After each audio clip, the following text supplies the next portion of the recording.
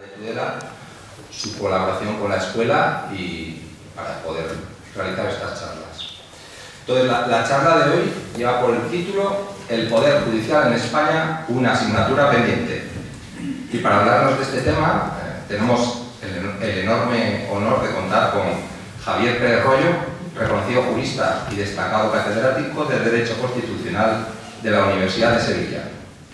Con una extensa carrera académica y profesional, es una de las voces más respetadas en el ámbito del derecho constitucional de España, siendo miembro de la comisión redactora del Estatuto de Autonomía de Andalucía y participando también en la redacción del Estatuto de Autonomía de Cataluña.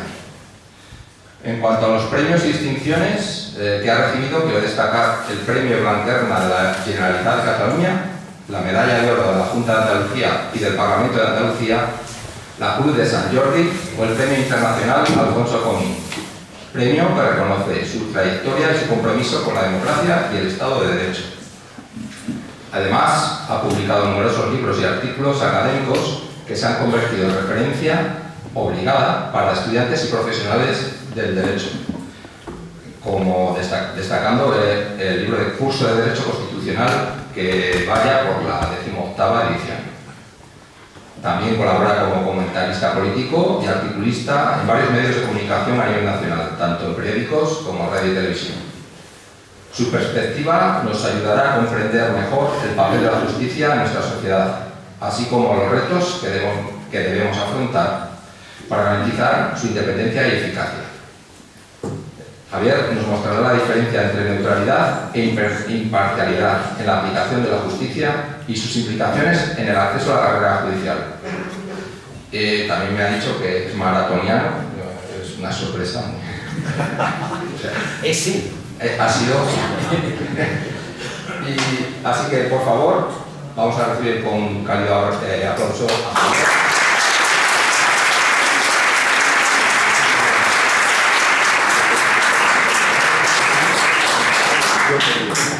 Os dejo con él, luego tendremos unos 25 minutos para que podáis hacerle las preguntas que consideréis oportunas, que muy gustosamente os respondan. Gracias.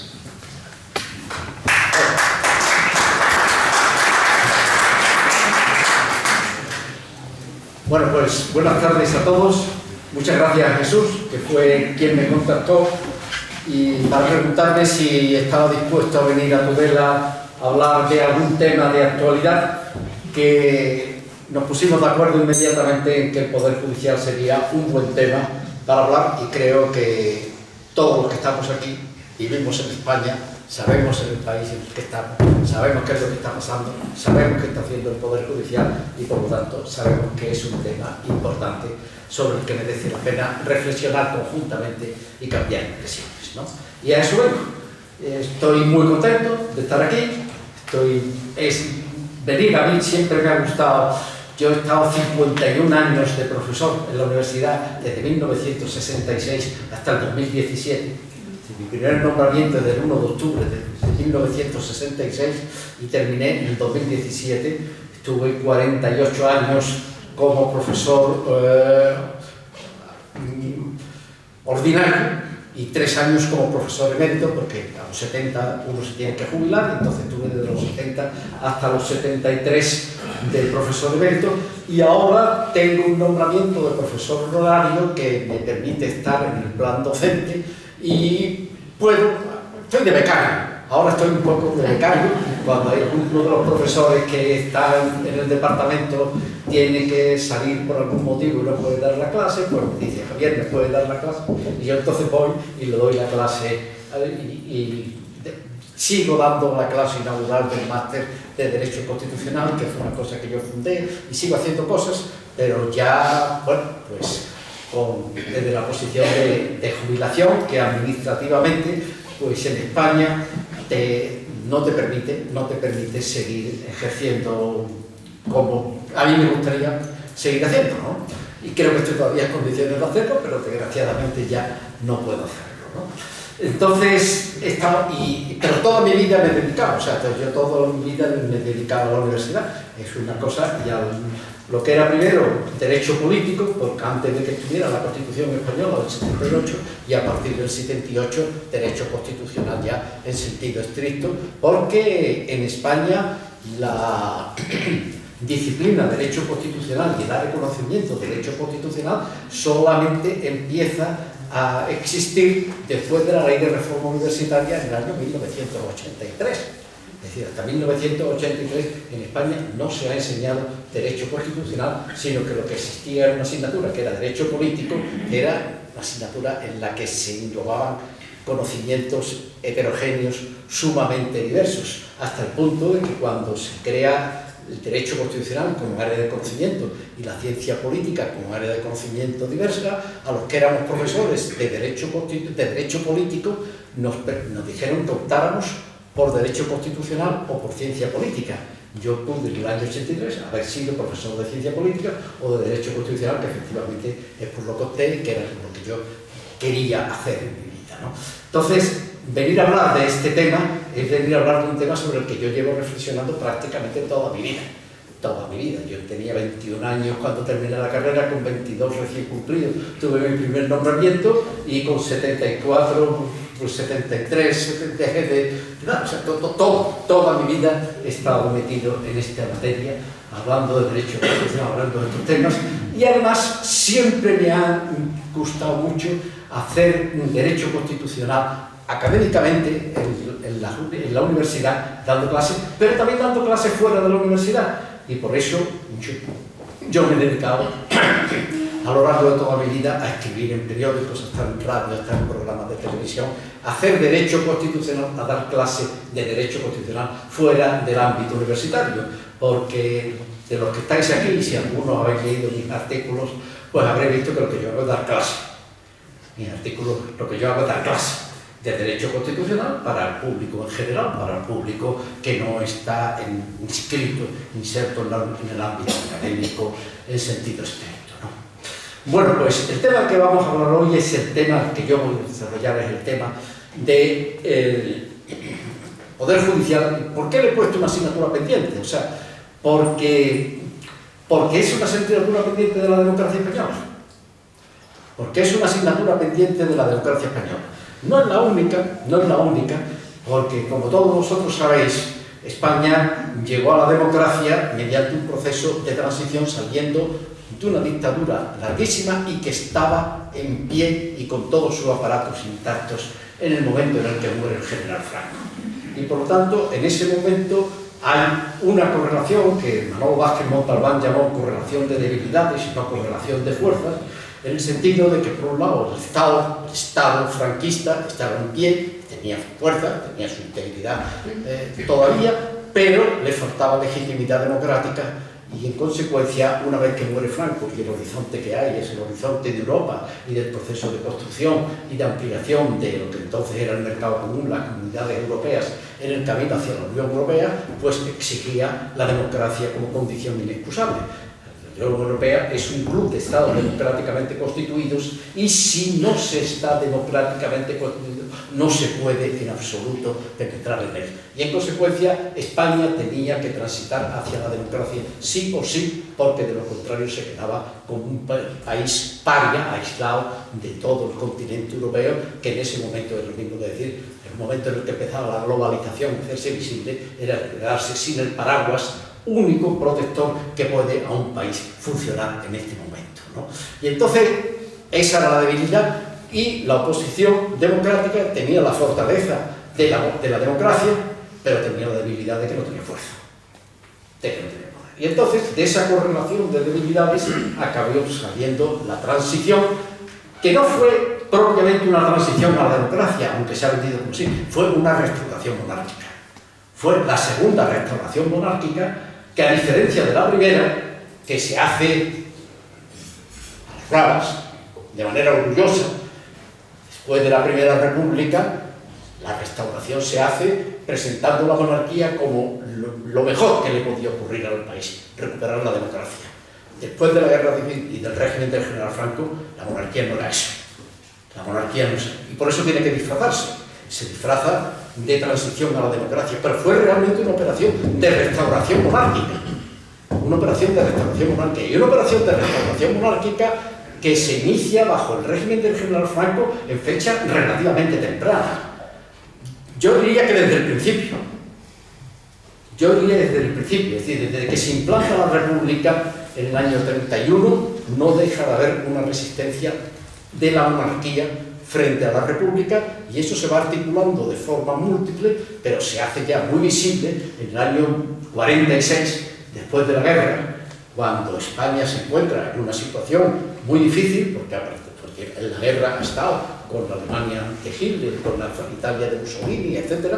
Y entonces, en ese momento, España, cuando se funda las Naciones Unidas, se queda fuera, es un país que está en el ostracismo internacional, y el régimen del general Franco, para quitarse la presión internacional tremenda que existía, proclama que España es un reino en la tercera de las leyes fundamentales, la ley de sucesión en la jefatura del Estado, en la que ya se dice que España es un reino. España es un reino, que es una forma de decirle a la comunidad internacional: España, hemos tenido una guerra civil, ustedes saben lo pasado, estamos en una situación, pero España es un reino, como a otros muchos reinos que hay en Europa. Es una monarquía más de las que hay en Europa, y España es una monarquía, y es quitarse la presión, y ahí aparece ya. Después vuelve, en el año 58, en la ley de principio del movimiento nacional, que después del 56 y de la crisis del 56 y de la crisis estudiantil fortísima y que se produce en ese momento, vuelve a reiterarse en esa ley la condición de que España es un reino, de que es una monarquía, una nueva forma de recordarle a la comunidad internacional que ya se había hecho el concordado con la Santa Sede, ya estaban las bases americanas en España, pero era una forma de recordarle a la comunidad internacional que nuestro objetivo, nuestro destino era volver a tener una monarquía normal como la que existía en los demás países europeos. Y esto se vuelve a repetir en la última de las leyes del régimen de Franco, la ley orgánica del Estado, en el año 67. Casi todos los que estamos aquí nos recordamos, además fue una ley votada en referéndum, y que probablemente muchos de los que estamos aquí participamos en aquel referéndum, y ahí ya, en esa ley orgánica, no solamente se define a España como reino, sino que se habla de un príncipe heredero, y de que el príncipe heredero ocasionalmente podrá ocupar la jefatura del Estado en caso de enfermedad, o de que el general Franco no pudiera ejercerlo por cualquier motivo, que efectivamente Juan Carlos estuvo casi 3 semanas ejerciendo de jefe del Estado por enfermedad del general Franco, ¿no? Entonces ya aparece ahí el destino de España es convertirse en un reino, y eso es lo primero que se hace tras la muerte del general Franco, que es jurar al príncipe Juan Carlos como rey de España, y desde esa posición de la jefatura del Estado, con unos poderes exorbitantes como era el que tenía Franco en el régimen anterior, desde la cual el rey Juan Carlos empieza a canalizar la transición de la dictadura, salir de la dictadura, la transición hacia lo que inevitablemente tenía que ser una democracia. Pero una democracia que va a nacer con la cortapisa de que hay un principio monárquico y un monarca que se había impuesto por el régimen del general Franco, que se había alzado contra la Segunda República y que carecía de legitimidad de cualquier tipo, y entonces empieza a maniobrar con el presidente Suárez para hacer la ley para la reforma política, en la cual se diseña lo que va a ser las Cortes Generales, las futuras Cortes Generales que tendrán que hacer la Constitución, y eso se define en la ley para la reforma política, que es una ley que también se somete a referéndum, y después eso se hace a finales del 76, el año diciembre del 76, y en marzo del 77 se aprueba por el gobierno Suárez el decreto ley de normas electorales en el que se fija el sistema electoral del Congreso de los Diputados y del Senado. Es decir, las 3 piezas, la monarquía, las Cortes Generales y el sistema electoral, aparecen definidos predemocráticamente, y esos 3 siguen siendo los mismos en el día de hoy.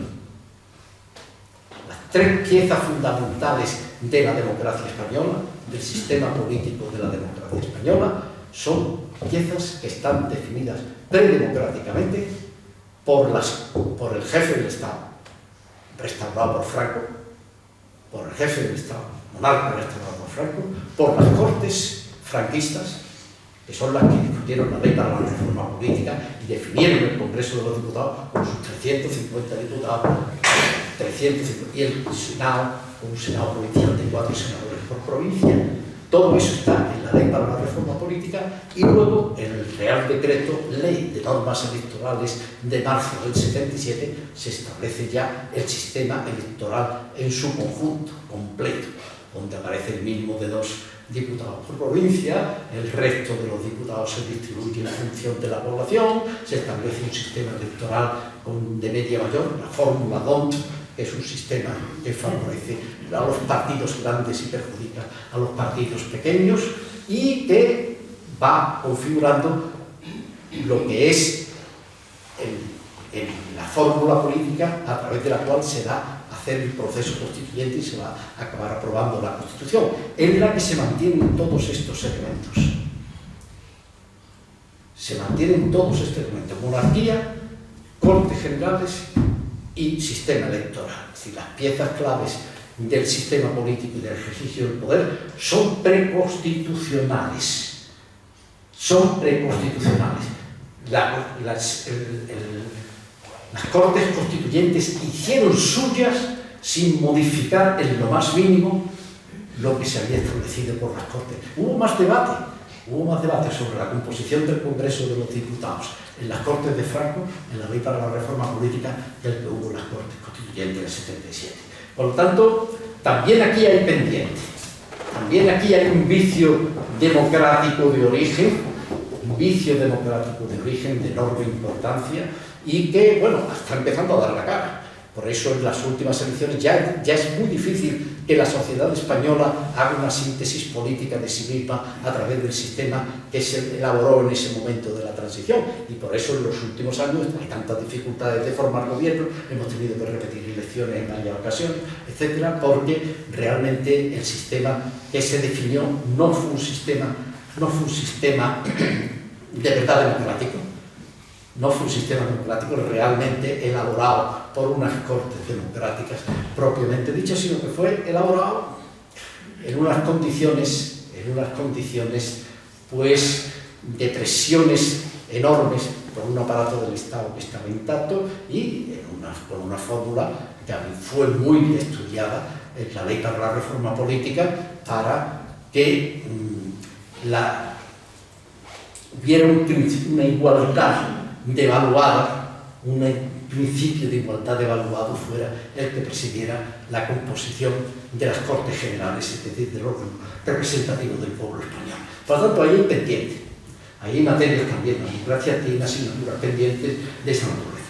Pero la del Poder Judicial es de mucha mayor entidad, porque el principio de legitimidad democrática obliga a que los órganos de naturaleza política, es decir, los órganos de naturaleza política, el poder legislativo y el poder ejecutivo, se renueven periódicamente. Entonces, cada 4 años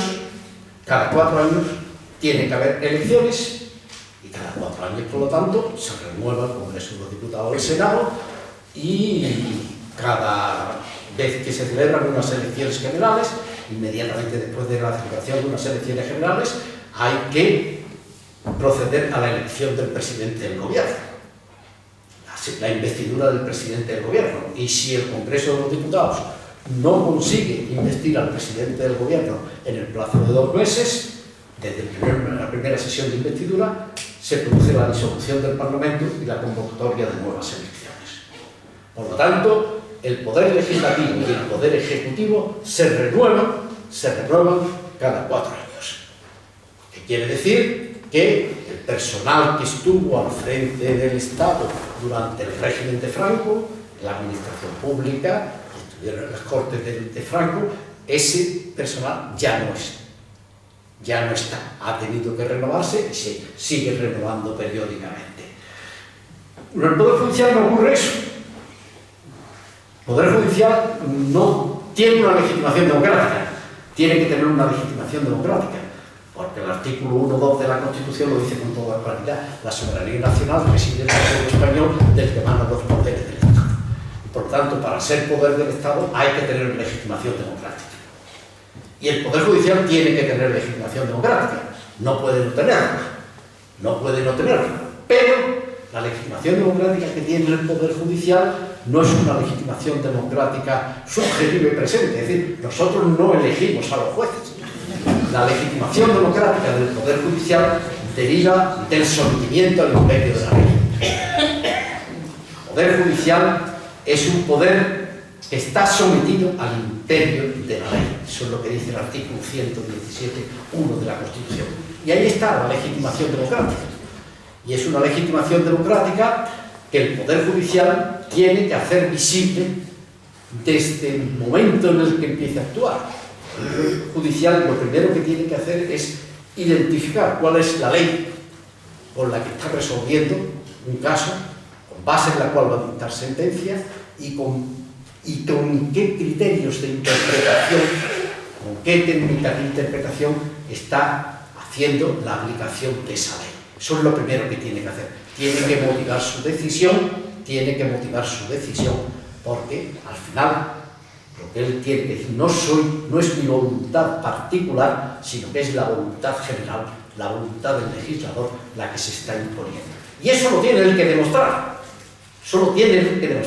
Es la legitimidad del Poder Judicial no es visible, como lo es la legitimación democrática del Parlamento o la legitimación democrática del Gobierno. La legitimación del Poder Judicial es invisible. Y entonces él tiene que hacerla visible, lo primero que tiene que hacer. Y si no la hace visible, está prevaricando. Comete el delito de prevaricación. El delito de prevaricación no es nada más que una quiebra del principio de legitimidad democrática del Estado. Es la sustitución de la voluntad general por la voluntad particular del juez. En lugar de ser la ley, lo que yo aplico es mi voluntad particular la que la sustituye y decido lo que yo quiero. Y no la voluntad. En eso consiste el delito de prevaricación. Pues entonces, eso está en la Constitución española, está y en el artículo 1.2 de la Constitución, que es donde empieza el principio, se enuncia el principio de soberanía popular, el principio de legitimación democrática del poder, la soberanía nacional reside en el pueblo español, del que emanan los poderes del Estado, y a continuación se construye la arquitectura constitucional. Del 1.2 se pasa al artículo 66.1, que es el primero dedicado a las Cortes Generales, donde aparece la palabra pueblo español de nuevo. Las Cortes Generales es el órgano representativo del pueblo español. Entonces ahí aparece la legitimación democrática vinculada de manera directa con el artículo 1.2. Del 66 se pasa al 99, en la investidura del presidente del gobierno, y del 99 se pasa al 117.1, que es donde aparecen los principios constitutivos relativos al Poder Judicial, en el que el fundamental es la independencia vinculada a su sumisión al imperio de la ley. El Poder Judicial es independiente no para hacer lo que le dé la gana, sino para no depender de nadie, porque solamente depende de la ley y porque solamente puede expresar la voluntad del legislador a la hora de resolver el caso que tenga que resolver. Entonces, la cadena de legitimación democrática del Estado en la Constitución española está clara: 1, 2, 66, 1, 99, 117. El 66, el Parlamento y el Gobierno no tienen que hacer visible la legitimación democrática, porque es visible, porque nosotros cada 4 años, cuando vamos a votar, lo ponemos de manifiesto y los elegimos. En el caso del artículo del Poder Judicial, tiene que hacerlo visible porque no resulta visible. Eso tiene que hacerlo mediante la motivación, identificando qué ley es la aplicable al caso y con qué criterios de interpretación se está aplicando esa ley. Porque la interpretación jurídica es una interpretación reglada, a diferencia de lo que ocurre en todas las demás áreas del conocimiento. Los seres humanos no hacemos a lo largo de nuestra vida nada más que interpretar. O interpretamos la naturaleza para apropiarnos de ella y para conseguir mejorar nuestras condiciones de vida, o interpretamos la sociedad, es decir, la forma en que nos relacionamos. Y eso es lo que hacemos a lo largo de nuestra vida en todos los terrenos. Pero la única interpretación reglada es la jurídica. La interpretación de la literatura, la histórica, esa es una interpretación. No puede decir un tipo interpretando Cervantes, pero no comete un delito. por interpretarlo disparatadamente. Si lo hace en el mundo del derecho, está cometiendo el delito de prevaricación, porque está ejerciendo un poder del Estado de manera indebida, ¿no? Por lo tanto, esa es la cadena de legitimación democrática, y ahí está, los jueces tienen esa obligación de ser independientes para poder aplicar la ley sin que haya influencia de ningún tipo. Pero naturalmente, la ley se aplica por parte de los jueces. La interpretación admite enormes matices, y cada juez, dependiendo de muchas cosas, pues puede llegar a una interpretación, puede justificar su interpretación de la ley de una manera determinada y otro de otra manera determinada, y ahí entra en juego básicamente la aplicación del derecho. La ley es una y es creada por el Parlamento, pero en la aplicación de la misma, en términos generales, lo hace el Poder Ejecutivo, dictando los reglamentos que son necesarios para la aplicación de la ley, y de manera individualizada los conflictos que puedan plantearse a lo largo de la vida en sociedad, pues lo hace el Poder Judicial, ¿no? Y entonces el Poder Judicial es muy importante que en la aplicación de la ley se respeten dos principios. Uno, el principio de neutralidad, y otro, el principio de imparcialidad. Neutralidad e imparcialidad. La neutralidad es un principio que vale sobre todo para lo que es el acceso a la función jurisdiccional. Tiene que presidir el acceso a la carrera judicial. El acceso a la carrera judicial, ahí tiene que estar presente el principio de neutralidad. No en el ejercicio de la función jurisdiccional, no en el momento en el que el juez entiende de un caso y tiene que dictar sentencia. Ahí es el principio de imparcialidad. Porque en el momento de ejercer la función jurisdiccional, en el momento en el que se tiene que dictar sentencia, el juez no puede ser neutral. Porque al final el juez tiene que tomar una decisión. Cuando hay un asunto, la mayor parte de las relaciones jurídicas que se producen en la sociedad, cuando digo la mayor parte me refiero al 96, 97, 98% de las relaciones jurídicas que se producen en la sociedad, no son conflictivas. La mayor parte de las relaciones jurídicas, los ciudadanos hacemos una interpretación, estamos de acuerdo en la interpretación que tenemos que hacer de la ley que contempla el caso, y no se produce ningún conflicto. Eso ocurre en casi, no el 100%, pero muy cerca del 100%. Si no fuera así, no se podría vivir. Porque la sociedad es una cadena ininterrumpida de relaciones jurídicas. Estamos permanentemente estableciendo relaciones, y si la conflictividad fuera superior al 2-3%, la sociedad sería un caos y sería imposible la convivencia. Los sociólogos del derecho lo tienen esto estudiado y dicen que el Estado que mejor funcione en el mundo, que mejor funcionara en el mundo, en el que las normas estuvieran redactadas con una perfección extraordinaria, en el que su ejecución por la administración fuera impoluta, en el que realmente todos los ciudadanos pues viviéramos con una administración de justicia y unos cuerpos de fuerzas de seguridad del Estado, en el que todos actuaran con una honestidad y una integridad absoluta, es decir, un Estado que no existe en ninguna parte, el Estado más perfecto del mundo. A lo máximo que podría aspirar es a aplicar coactivamente el 3-4% de las normas jurídicas. Más allá de ese 3-4% se produciría un desborde y nos entraríamos en una situación caótica próxima a la anarquía, o tendente a la anarquía. Es decir, que el ordenamiento jurídico descansa, y nuestra vida descansa en que los ciudadanos cumplimos las normas. cumplimos las normas y acatamos las normas y las cumplimos normalmente, y que se producen algunas excepciones que pueden ser, pero que pueden ser porcentualmente tienen que ser muy pocas, aunque ese porcentaje escaso suponga un número muy alto, porque las relaciones jurídicas son infinitas y en consecuencia, pues cuando se habla que puede haber 5 o 6 millones de casos que se plantean todos los años ante los tribunales de justicia, eso es un 1,5 o un 1% de las relaciones jurídicas que hay en el país. El resto son relaciones jurídicas en las que no hay conflicto entre las partes. Y por lo tanto, la gente convive pacíficamente. Cuando se produce algún conflicto, entonces se residencia ante un tribunal de justicia, ¿no? Y entonces el juez tiene que decidir. El juez tiene que decidir. El juez no puede decir, no sé cómo tengo que resolver este asunto.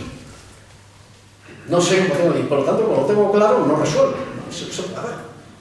Hoy viene en el periódico que se ha retirado a una jueza en San Sebastián porque lleva 200 sentencias en dictar. 200 asuntos en los que no ha dictado sentencia. Claro, esa no es la función del juez. Pues tiene que dictar sentencia. Pues tiene que actuar tomando partido y decidiendo cuál de las dos partes que se enfrentan se ha mantenido con su conducta dentro de la ley y cuál se ha puesto con su conducta fuera de la ley. Y tiene que dar a cada uno lo suyo. Por lo tanto, la neutralidad la pierde en el ejercicio de la función jurisdiccional. Lo importante de la función jurisdiccional en el ejercicio es la imparcialidad.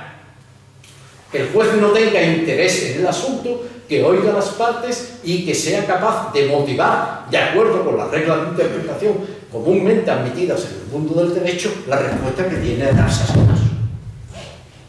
Eso es lo que supone la imparcialidad. Entonces, ¿la neutralidad en qué es importante? La neutralidad es importante no en el ejercicio de la función jurisdiccional, sino en el momento previo, en el acceso a la carrera judicial, que es lo que te va a dar la autoridad para ejercer la función jurisdiccional. Y aquí es donde en España tenemos un enorme problema.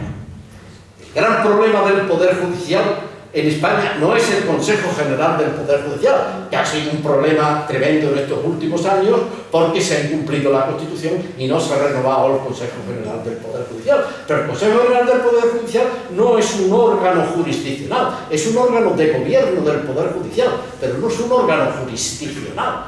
No dicta sentencias, no resuelve asuntos, simplemente es un órgano de gobierno del Poder Judicial, pero nada más que eso. El Poder Judicial lo tienen los jueces y magistrados que integran el Poder Judicial. Y aquí es donde ellos tienen que ser imparciales en el ejercicio de la función jurisdiccional. Pero para que puedan ser imparciales es necesario que el acceso a la carrera judicial se haya hecho de una manera neutral. Y eso es lo que en España no se produce. Ahí es donde está realmente el enorme problema de la justicia en España. ¿Por qué? Pues porque el acceso al Poder Judicial se hace mediante un sistema que es un sistema de oposiciones en las cuales pues, un individuo después de haber terminado la carrera de Derecho y de haberse pasado 5 años estudiando la carrera de Derecho, pues tiene que prepararse unas oposiciones. Tiene que prepararse unas oposiciones y esas oposiciones son oposiciones en las que los tribunales los componen jueces y magistrados. Acceso a la carrera judicial es un sistema de cooptación. Los poderes políticos, los poderes de naturaleza política, Cortes Generales y Gobierno, hay un sistema de elección. Somos los ciudadanos, con nuestro derecho de sufragio, los que elegimos a las Cortes Generales y el Congreso de los Diputados es el que a continuación, mediante la investidura, el proceso de investidura, elija al presidente del Gobierno.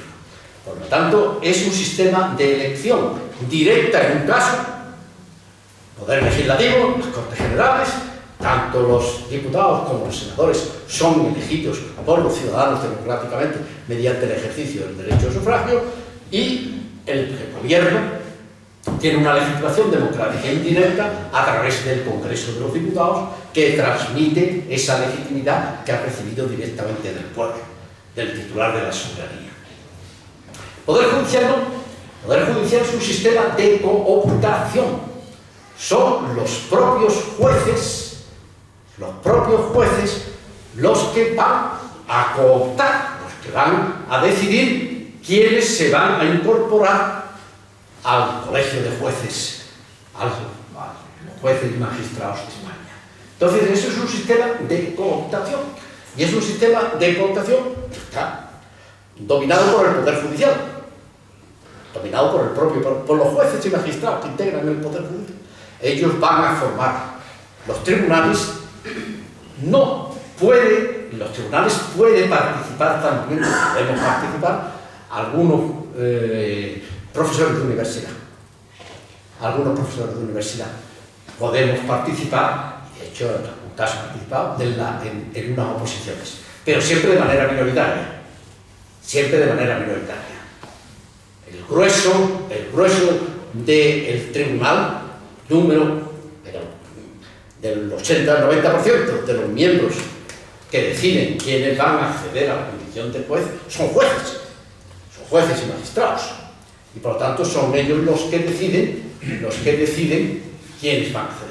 Entonces nos encontramos, primero, tienen que hacer una carrera de unos 5 años, que después tienen que pasarse una media de 3, 4, 5 años estudiando,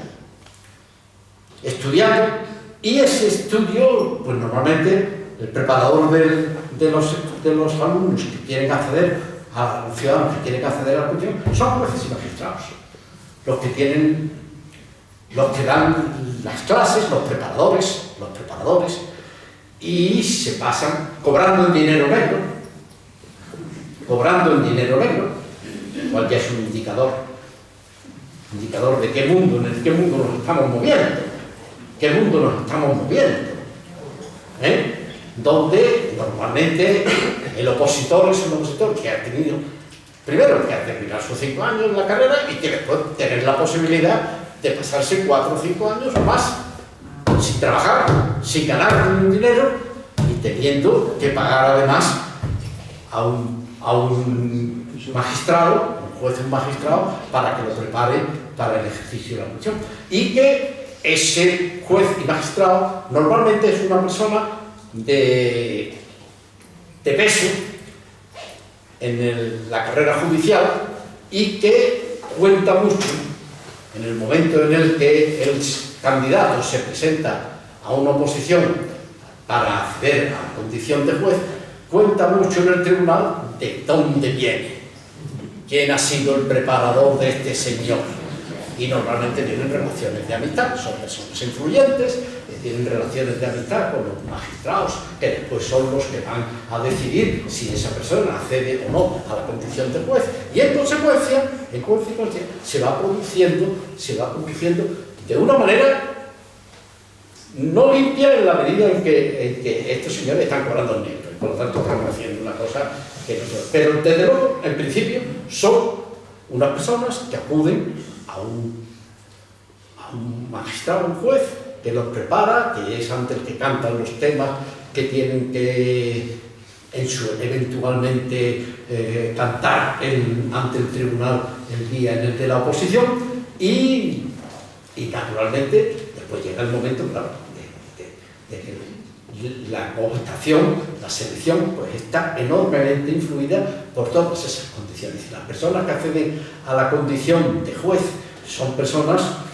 que tienen que tener una situación económica, por lo general, bastante desahogada, que tienen una relación ya con miembros de la carrera judicial, que tienen a su vez relación con los miembros que van a estar en el tribunal, y por lo tanto ahí entramos en un terreno en el cual no digo que esas personas no sean competentes o no sean capaces los que llegan, pero lo que evidentemente sí digo es que hay un sesgo.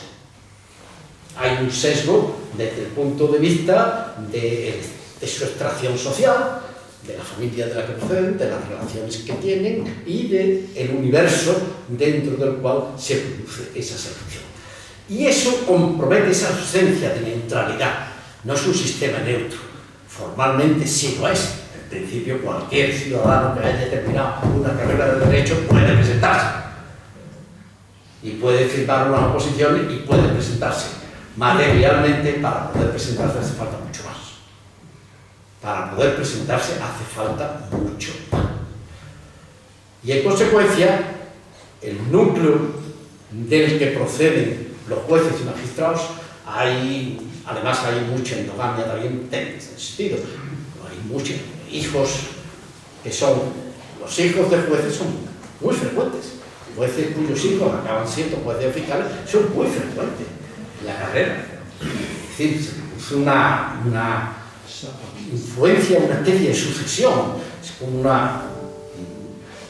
tiene que aprobar, evidentemente la posición es una posición dura y si el hijo es tonto, pues no se ve al padre, no sabe. O sea, eso está claro. Es decir, no es que el que apruebe la carrera, el que apruebe la oposición, se le regala, no se le regala.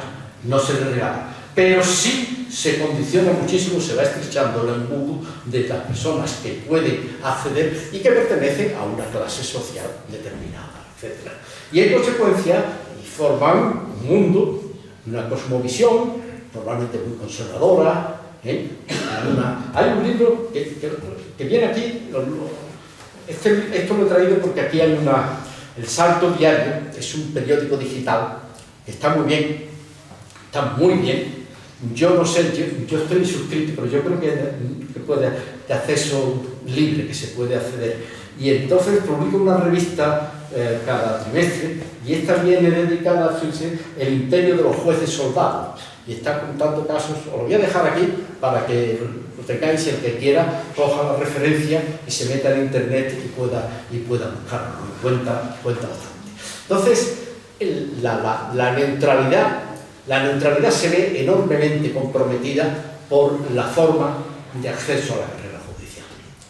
El acceso a la carrera judicial no es neutral, sino que es un acceso que ya hace una selección previa de las personas que pueden permitirse el lujo de hacer todo lo necesario para poder acabar rindiendo ante el órgano tribunal que tiene que decidir si va a acceder a la condición de juez o no. Entonces, esto es muy importante. Y es muy importante porque es que, claro, la falta de neutralidad en el proceso de acceso acaba teniendo una enorme importancia en la falta de imparcialidad en el ejercicio de la función jurisdiccional. Un juez que no es neutral tiene muchas dificultades para ser un juez imparcial. Aunque él crea que lo es, pero tiene una cantidad de prejuicios asimilados que hacen que en la aplicación del derecho, en la aplicación de la ley, tenga una tendencia a desviarse en una determinada dirección. En este artículo que hay aquí se hace mención de un libro que es muy importante. Fue una tesis doctoral que se hizo en la Universidad de Sevilla hace 2 o 3 años y que es un estudio sobre el Poder Judicial en la Segunda República. Y el papel que tuvo el Poder Judicial en la Segunda República de ariete contra el gobierno republicano. Tremendo, en todos los órdenes jurisdiccionales. Es un poder judicial que venía de la primera restauración, de la restauración canovista, que ha sido muy conservadora, y ese poder conservador sigue siendo el poder judicial de la Segunda República y juega un papel clave en lo que fue el ataque a la Segunda República, el intento de destrucción que al final se saldó con éxito. Bueno, ese poder judicial es el poder judicial que después se prolonga durante la época de Franco, elevándose la falta de neutralidad y la consiguiente falta de ausencia de imparcialidad todavía muchísimo más, y ese es el poder judicial con el que empieza la democracia española, cuando se aprueba la Constitución. El Poder Judicial es un poder que es el mismo de la época de Franco y que se ha ido renovando, evidentemente, pero no como lo hace el Poder Legislativo o el Poder Ejecutivo a través del ejercicio del derecho de sufragio, sino mediante el sistema de cooptación por parte de los jueces. Mediante el sistema de cooptación por parte de los jueces. Y eso da como resultado un Poder Judicial pues, en el que se están produciendo los fenómenos que estamos viendo con tanta frecuencia. La falta de imparcialidad en la aplicación de la ley, la falta de imparcialidad en el ejercicio de la función jurisdiccional está enormemente condicionada por la falta de neutralidad en el acceso a la carrera judicial. Y este es el problema más importante, con muchísima diferencia. El problema más importante, y por eso lo decía, asignatura pendiente de una manera distinta como es. Yo creo que el Poder Legislativo y el Poder Ejecutivo de España, es decir, la fórmula parlamentaria de gobierno en España es enormemente mejorable y está muy condicionada por cómo fue la transición y cómo lo hizo las Cortes de Franco a través de la Ley de Reforma Política, con el Rey Suárez y el Decreto de Ley de Normas Electorales. Todo eso ha condicionado de manera extraordinaria la composición del Poder Legislativo y del Poder Ejecutivo en España. Pero se ha producido una renovación porque el ejercicio del derecho de sufragio lo impone y cada 4 años pues los ciudadanos ejercemos el derecho. Esto no se ha producido en el Poder Judicial. Esto no se ha producido en el Poder Judicial. El Poder Judicial se sigue cooptando de la misma manera que se empezó a cooptar después de la gloriosa de 1868. En España la primera ley orgánica del régimen del Poder Judicial es de 1870. De 1870. Y esa ley es prácticamente la misma, de 1985. Básicamente es la misma, de 1975. La ley es una ley que en su momento fue enormemente progresista. Claro, después viene la primera restauración, el régimen de Cánovas, y entonces hay toda una interpretación conservadora y la ley empieza a desviarse en una orientación extraordinariamente conservadora, y esa ley interpretación extraordinariamente conservadora, con ella se configura un régimen de jueces y un número de jueces que van a jugar un papel muy importante contra la Segunda República y luego van a ser un elemento de protección del régimen del general Franco durante toda su vigencia, y es ese mismo jueces los que han estado cooptando y en cierta medida dominando lo que ha sido la configuración del Poder Judicial, que ahora mismo tenemos todavía. Entonces, este es el problema con notable diferencia, el problema más importante del Poder Judicial. El Poder Judicial es la falta de neutralidad en el acceso a la carrera judicial. La falta de neutralidad en el acceso a la carrera judicial, que después acaba traduciéndose en falta de imparcialidad en el ejercicio de la función jurisdiccional, llegando a temas tan escandalosos como estamos viendo ahora mismo con la aplicación de la ley de amnistía, donde el Tribunal Supremo hace una interpretación de la ley de amnistía abiertamente contraria a lo que dice la ley de amnistía, a lo que ha establecido el legislador. Y tenemos la ley de amnistía paralizada, después muchas más. Esto lo pongo como un caso ya, que es un caso muy común. Entonces, este es el problema. El problema más importante del Poder Judicial, por eso digo pendiente, porque es que en España no ha habido todavía una constelación de jueces y magistrados que pudiéramos realmente considerar que tienen un acceso a través de un sistema neutral al ejercicio de la función jurisdiccional. Y eso es. Hay uno de los modelos que incluso se ha estado estudiando, y yo creo que sería realmente fantástico, ¿no? Sería realmente fantástico, es el modelo del MIR. El acceso al MIR se hace de una manera absolutamente neutral. Es un ordenador el que corrige. Se hacen exámenes, eso es exámenes, y después el ordenador corrige y pone orden. Usted ha aprobado, ha acertado el 100% de las preguntas, usted ha aprobado el 98%, usted ha aprobado, y se va haciendo, y con ese orden después, es candidato. Y normalmente, en un año, año y medio, después de terminar la carrera, 2 años, son que ha hecho la carrera de medicina, acaban presentándose al MIR, y después empieza el ejercicio mediante la formación, los 4 o 5 años que se pasan formándose en el hospital correspondiente, en la especialidad que ha seleccionado, y de esa manera se va formando. Algo parecido a lo que se tendría que hacer. Exámenes tipo test estamos haciendo ya en las universidades desde hace un montón de años. Se hace un montón de años. Se puede perfectamente organizar un sistema de oposición en el que, por lo menos, el acceso a la carrera de corte, el punto de corte, usted está en condiciones de ser, y a partir de ahora se podrían añadir otros elementos que se la solución de un caso práctico, pero buscar algún sistema, pero hacer un acceso inicial que fuera un acceso que se pudiera hacer en relativamente poco tiempo, que se pudiera hacer de una manera absolutamente neutral y que posteriormente se hiciera el aprendizaje de la profesión trabajando con los jueces y magistrados, cada uno en el orden jurisdiccional que le toque y en el sitio donde le toque, dependiendo del resultado que haya tenido. Eso sería clave para tener un poder judicial que fuera un poder judicial con acceso neutral y que acabe siendo imparcial. Cada juez va a tener su cosmovisión, Cada juez va a tener su cosmovisión como lo tenemos cada uno de nosotros.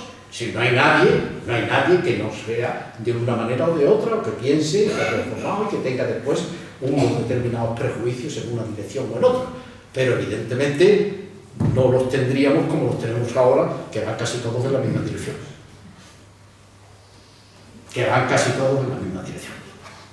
Y que en consecuencia configura un órgano integrado por jueces y magistrados que tienen un sesgo extraordinario que condiciona enormemente su actuación como juez imparcial. El principio de imparcialidad se ve enormemente comprometido por la falta de neutralidad en el acceso.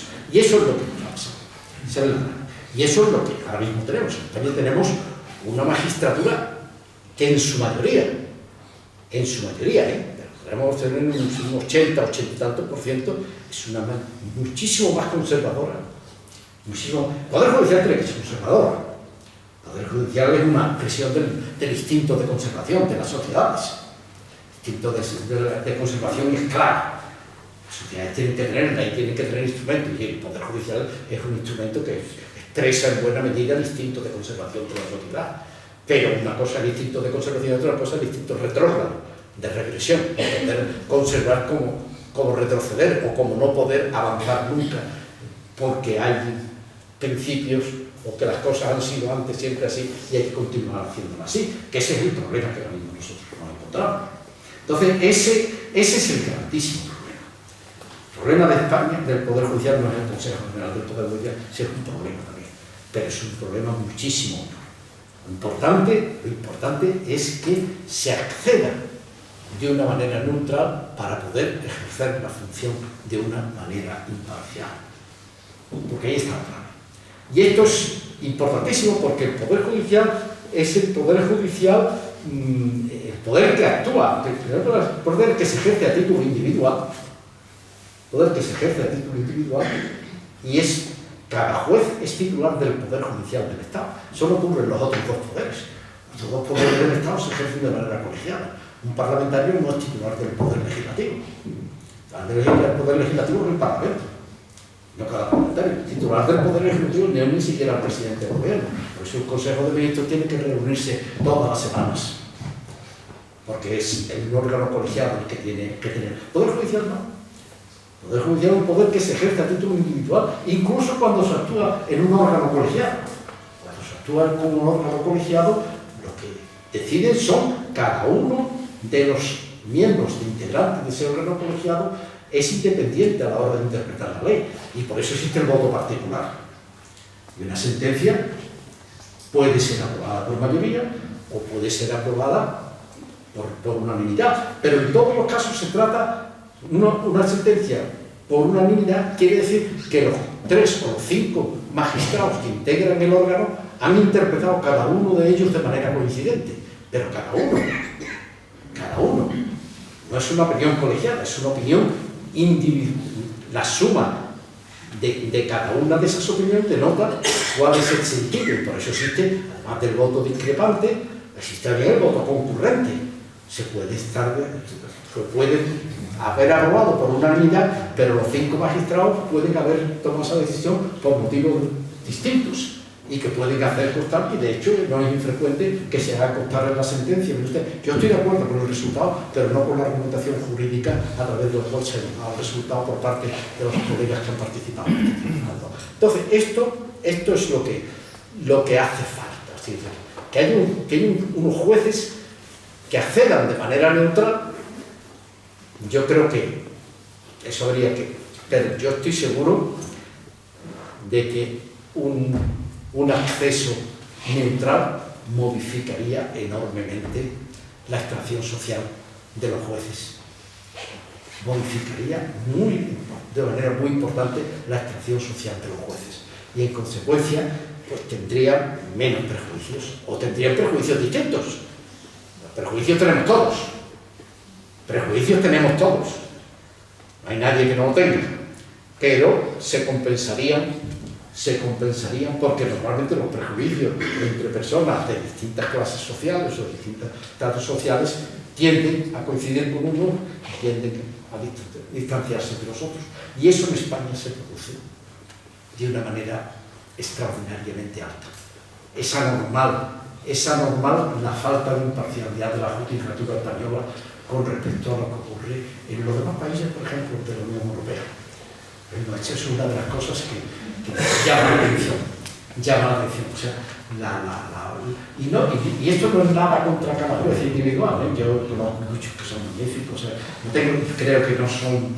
simplemente que es que el proceso de acceso ya los ha marcado.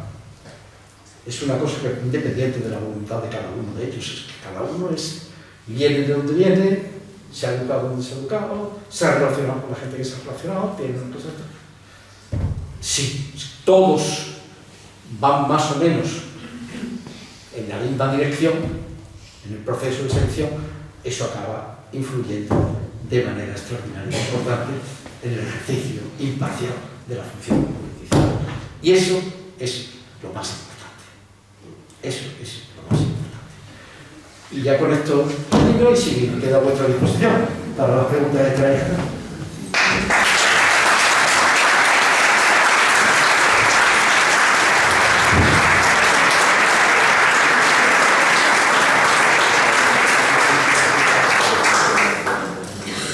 Muy bien, ahora tenemos una media horita para levantar la mano los que queráis hacer preguntas. Bueno, este baño. ¿Qué opina del proceso democratizador que se ha iniciado del Poder Judicial? ¿En México? ¿Cree que tendría que darse la Constitución española o sería imposible? Gracias.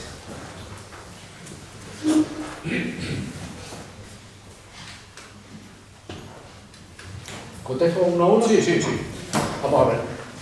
En México, la decisión que se ha tomado es una decisión que ha sido presentada, en casi todos los países democráticos del mundo como una decisión no solamente desacertada, sino como una decisión populista y con tendencia a buscar una solución autoritaria, un poder judicial que aumente el autoritarismo en el país. Pero hay algo que también conviene resaltar. Esta decisión no se ha tomado en el vacío.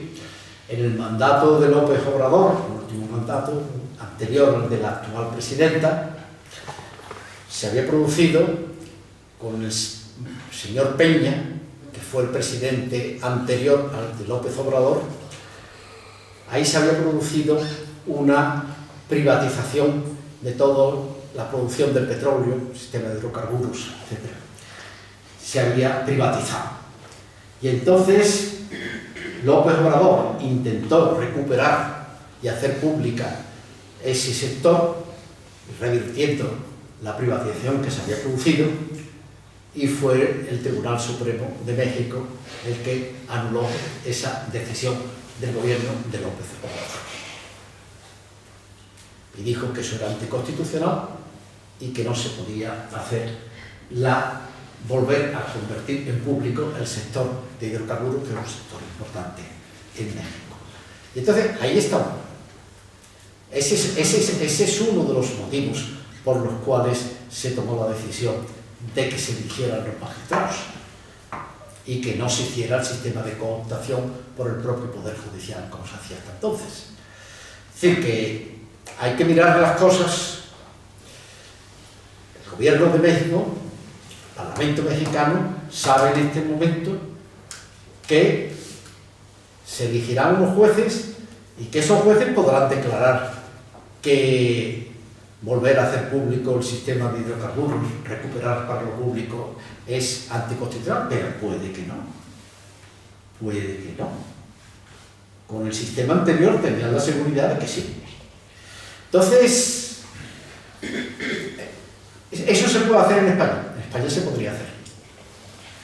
La Constitución española no impide que se pueda someter el Poder Judicial, el acceso a la carrera judicial de una manera electiva. No está prohibido. No está prohibido. No se le ha pasado por la cabeza a nadie. En el continente europeo no existe ningún país en el que eso ocurra. En algunos estados americanos sí existe, y siempre para jueces estatales, nunca para jueces federales. Jueces federales no se eligen, sino que se proponen por parte del presidente y después tienen que ser aprobados por el Senado. Pero en los jueces estatales, las jurisdicciones estatales, sí hay elecciones de jueces. Es decir, que el sistema en Europa no está testado, y yo creo que ahora mismo no conozco que haya ninguna posición favorable a la elección de los jueces. Eso es lo que les puedo decir. Ahora, la experiencia mexicana tendremos que verla también cuando se aplique, a ver qué pasa con ella, ¿eh? Porque tampoco pensemos que estábamos en un sistema que era el sumum de la democracia y del respeto al principio de la legalidad. Hola, buenas noches. En primer lugar, muchas gracias por la clase tan magistral que nos ha dado para entender un poco la imparcialidad, la neutralidad de los jueces. A ver, yo es que, desde luego que le agradezco en el alma todo lo que está diciendo, porque yo he visto por parte de la judicatura, pues con mucho corporativismo, ¿no? O sea, nadie es capaz de meterse con decisiones de los jueces, hay que respetarlos, y entonces esto es oír algo muy claro, ¿no? Entonces, mi pregunta está pues por la democracia, ¿no? También tiene sesgos todo este sector. Está habiendo debates, desde luego, pues por ejemplo, lo que está planteando usted, que me parece súper interesante, sobre el mismo procedimiento que el acceso a la medicina por medio del MIR, etcétera, etcétera. Está habiendo dentro de la judicatura, dentro de todos ustedes, este debate para poder haber un movimiento, para poder hacer un cambio al respecto. Vamos a ver. Sesgo tenemos todos. No hay nadie que no lo tenga. Es decir, los seres humanos somos individuos. Es decir, somos seres únicos. No hay dos seres vivos, los supuesto, los seres humanos que hayan compartido jamás el mismo código genético.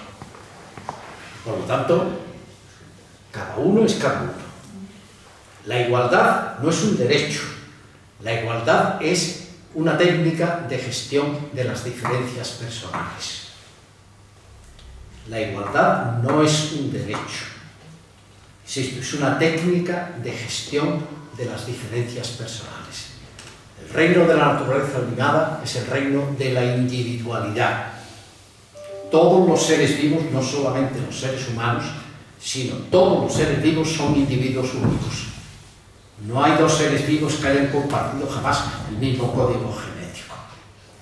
Por lo tanto, la vida en el planeta Tierra es la coexistencia de infinidad de seres únicos.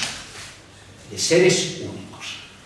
Con el conocimiento que nosotros tenemos de las demás especies animales, pensamos que las diferencias de esos seres únicos, de las distintas especies, no tienen que ser gestionadas, o se gestionan de una manera que está inscrita en su propio código genético y que la cumplen, la implementan cada uno de ellos sin necesidad de que haya ninguna regulación, ninguna ordenación de ese comportamiento.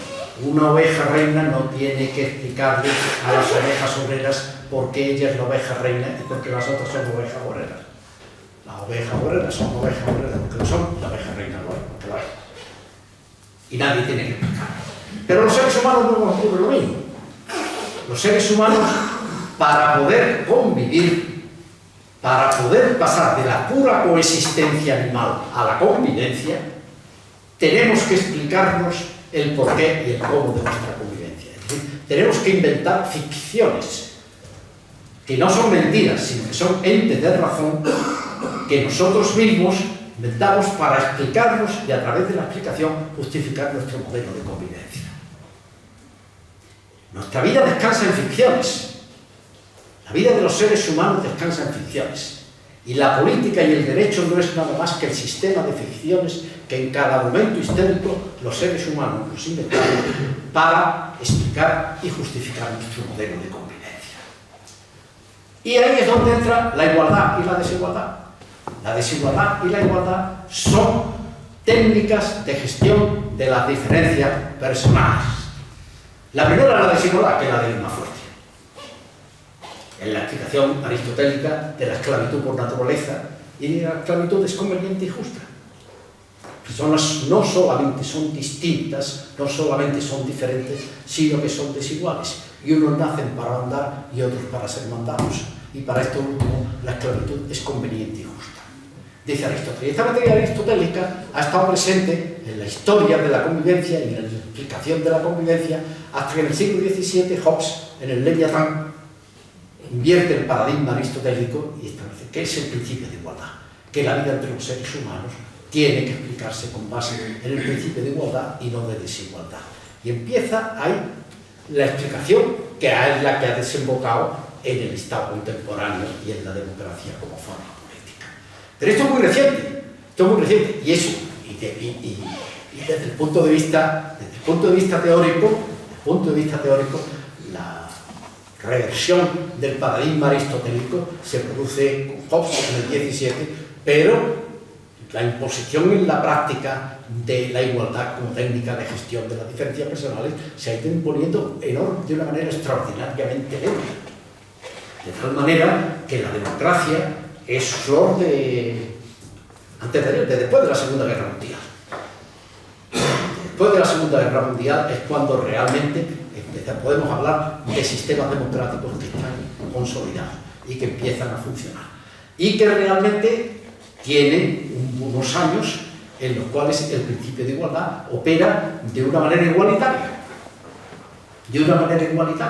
Y es el momento en el que se producen correcciones en el sistema de la distribución de la renta, sistemas tributarios progresivos, etcétera, que tienen una importancia enorme en la configuración del Estado social y democrático de derecho.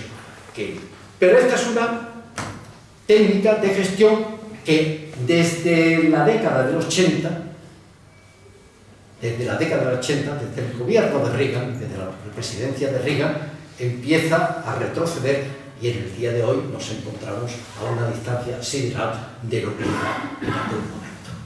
La pregunta que hace Reagan cuando se presenta por primera vez a las elecciones de presidencia de los Estados Unidos y que ha pasado a la historia como una pregunta retórica pero enormemente efectiva, que se dirigió en el minuto final después del debate que tuvo con el presidente Carter. Ronald Reagan, en el minuto de oro final, ese que tiene que dirigirse a la población, le dijo: ustedes van a tener que votar, pregúntense simplemente si viven mejor o peor que hace 4 años. Ustedes votaron hace 4 años a este señor como presidente, ahora tienen que volver a votar. ¿Están ustedes mejor ahora que hace 4 años o peor? Esa fue la pregunta clara y el resultado fue clarísimo. La enorme mayoría de los ciudadanos, muy mayoritariamente, se vive peor. Estados Unidos va en la mala dirección y lo eligieron.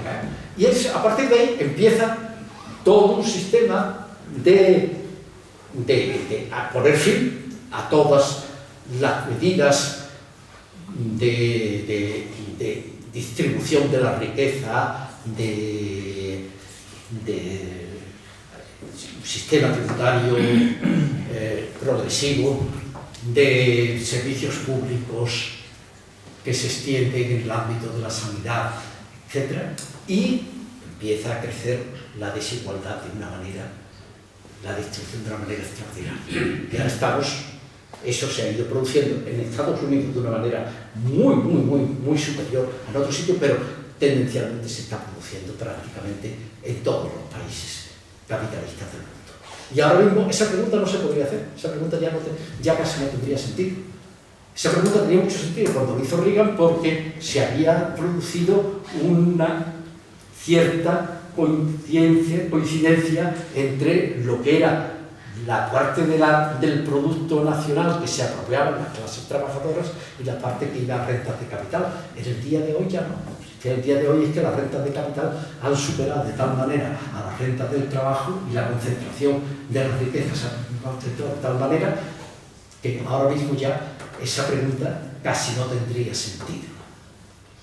Tiene sentido ahora plantearse: ¿podemos seguir viviendo en esta manera? Podemos seguir viviendo en la campaña de los Estados Unidos con el señor Trump, con el Elon Musk a su lado. Yo creo que es el mejor indicador de la deriva hacia donde hemos ido. La deriva hacia donde hemos ido.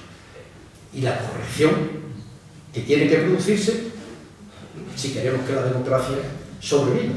Porque los problemas que tiene la democracia son quiebras de la credibilidad del principio de igualdad. Quiebra de la credibilidad en el principio de igualdad. ¿De qué vale el ejercicio del derecho de sufragio si después se vote lo que se vote, se acaba produciendo una redistribución de la renta de la manera que se está produciendo? Y que cada vez se ensancha más la diferencia que hay entre el porcentaje del 1% de la población y el 99% restante. Esa es la crisis de la democracia, y la recesión de la democracia se está produciendo por la pérdida de la credibilidad en el principio de igualdad. El principio de igualdad no está en la Constitución para que todos seamos iguales, sino para que cada uno tenga derecho a ser diferente, pero que esa diferencia no pueda expresarse de tal manera que el principio de igualdad resulte irreconocible, que es lo que estamos viendo en la práctica. Ese es el problema. ¿Alguna otra pregunta? Allí. Al fondo. Ah. Pues ya está, ya. Hola, buenas noches. ¿Se oye? Sí. Bueno, me ha parecido muy bien toda la cuestión que has planteado sobre el acceso, porque generalmente cuando se habla de política del Poder Judicial, lo que siempre está en el debate es el Consejo General del Poder Judicial. Nunca aparece como el debate sobre el acceso al Poder Judicial, ¿no?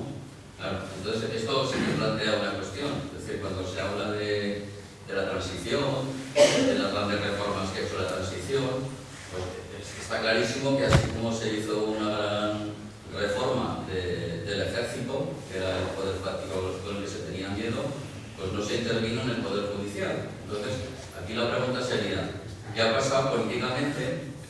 ¿Qué ha pasado políticamente para que ninguno de los partidos que tenemos actualmente no tenga en primera línea este debate?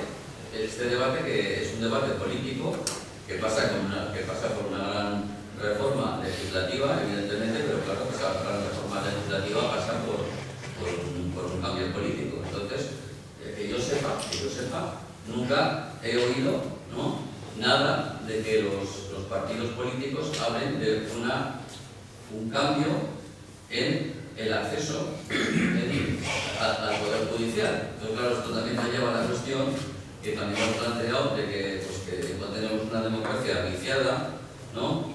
Porque esta Constitución que tenemos, según nos planteado, muy bien planteado, tiene unos fundamentos preconstitucionales que están basados en la Constitución de 1876, ¿no?, y en el sistema canonista, y que a su vez recoge la Ley del Poder Judicial de la época de 1870, y que pues, posteriormente, después de la nueva Constitución, no se ha planteado nunca, que yo sepa, una reforma del Poder Judicial, o ha salido algún debate de que determinados partidos planteen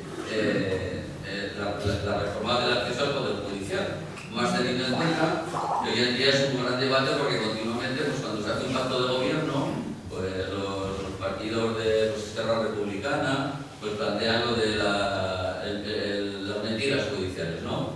El lawfare, ¿no? Están planteando el lawfare. Pero sin embargo nunca se plantea el debate este. O sea, mi pregunta es, ¿qué está pasando políticamente para que no se plantee un gran debate para hacer un cambio legislativo? Muy bien. Vamos, está muy bien la pregunta por lo del ejército, porque tiene mucho que ver. Vamos a ver, el ejército, nosotros tuvimos la suerte del golpe de Estado del 23F. El golpe de Estado del 23F fue algo terrible, que podía haber acabado de una manera, pero que gracias al golpe de Estado del 23F se acabó con el poder militar.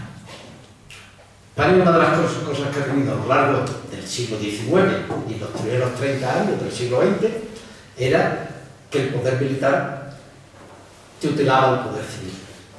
Y había un poder militar que estaba permanentemente tutelado al poder civil. Y era un condicionante extraordinario en el ejercicio del poder en España. Eso existe en los primeros años de la transición, Eso existe en los primeros años de la transición. Y el ruido de sables, y hay, bueno, y muchas cosas. La resistencia que hay por parte del ejército, por ejemplo, a que la objeción de conciencia se pueda aplicar, etc. Hay muchas cosas. La extensión de la jurisdicción militar de una manera extraordinaria, todavía en los primeros 4 primeros años, desde el 78 hasta el 82, ahí hay una... Y entonces el golpe de Estado del 23F fue fantástico porque no consiguió su objetivo y al contrario, acabó con el poder militar. Entonces, un golpe de Estado mediante el poder militar ya no se puede dar, mucho menos después del ingreso ya en el mercado común, en las comunidades europeas, en la OTAN, etc. Pues ya, esta es una situación en la que el poder militar ha dejado de ser un poder porque no lo es. Porque no tiene legitimación democrática y por lo tanto no tiene la condición de poder del Estado, sino que tiene que ser una fuerza instrumental que tiene que estar dirigida por el poder democráticamente legítimo. Entonces, el 23F fue un intento que pudo acabar en una tragedia y que afortunadamente acabó poniendo al ejército en el lugar que tiene que tener, que es el de no ser un poder que esté supervisando al poder civil, ¿no? Ahora, el problema del Poder Judicial es que el Poder Judicial está ocupando en cierta medida el papel que es el ejército. Los golpes de Estado ahora mismo se dan a través del Poder Judicial. Lo vimos en Brasil. Lula estuvo en la cárcel y después por un juez que cometió un acto de prevaricación que ha sido condenado posteriormente, después lo hicieron con su sucesora y lo están haciendo prácticamente en todos los sitios en Estados Unidos.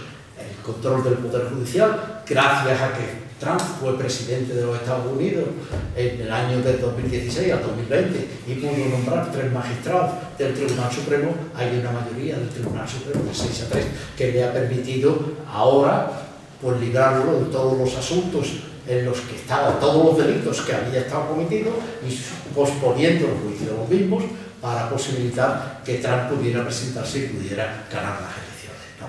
Entonces eso está ahí. Y en España tenemos ahora mismo una situación en la que estamos ahí. España, el riesgo ahora mismo es de que el Poder Judicial pueda actuar de alguna manera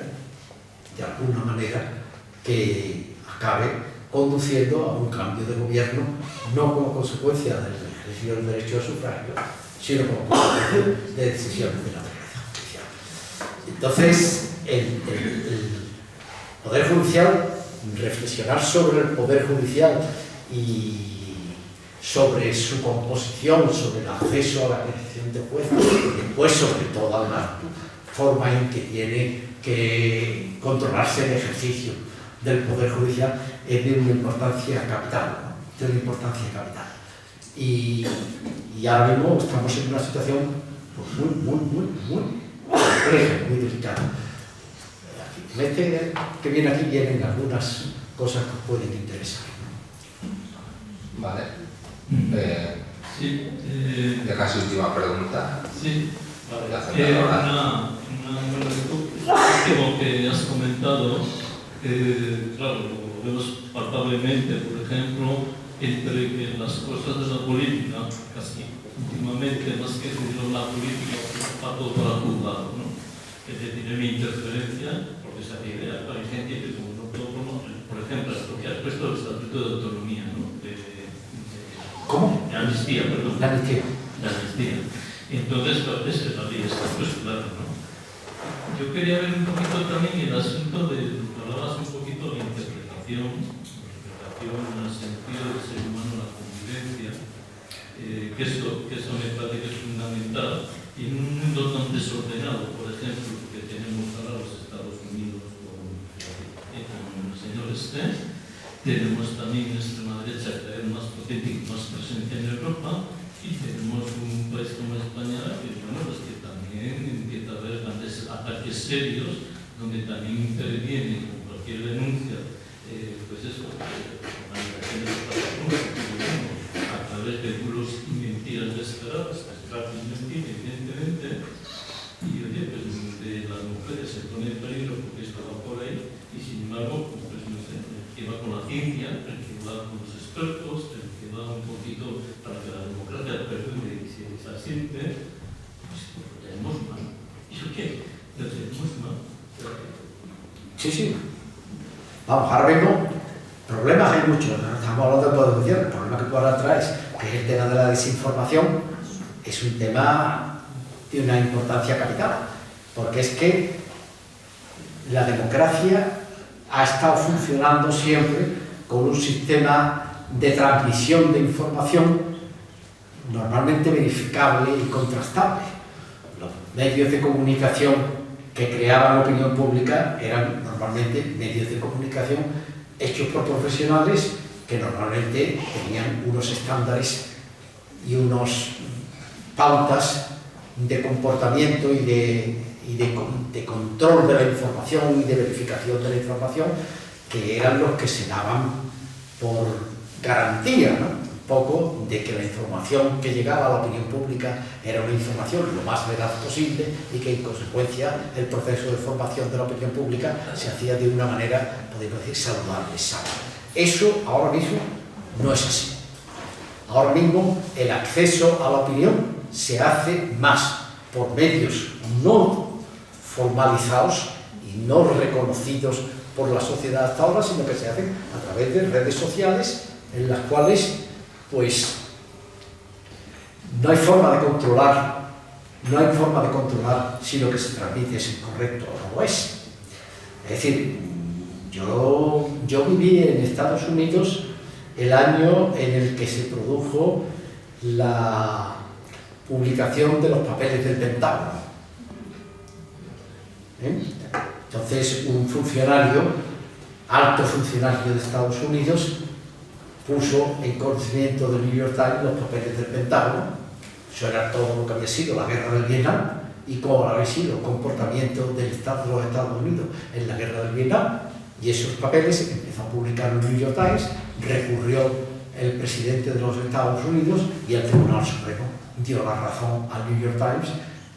Y lo mismo ocurrió después en el Washington Post en el caso de Watergate, ¿no? Entonces, eran unos elementos de control del ejercicio del poder y que daba fiabilidad al proceso de formación de la opinión pública.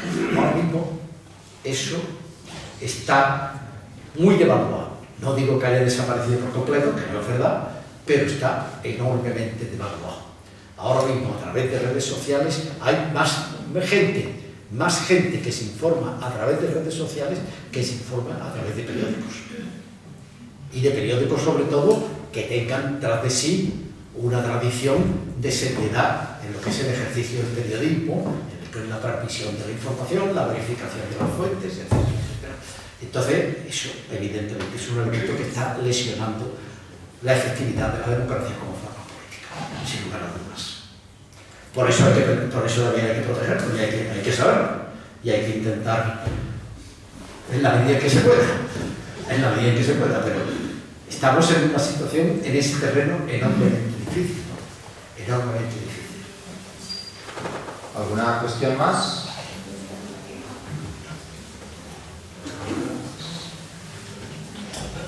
¿Nada? Bueno, pues muchísimas gracias por haber estado aquí. Gracias a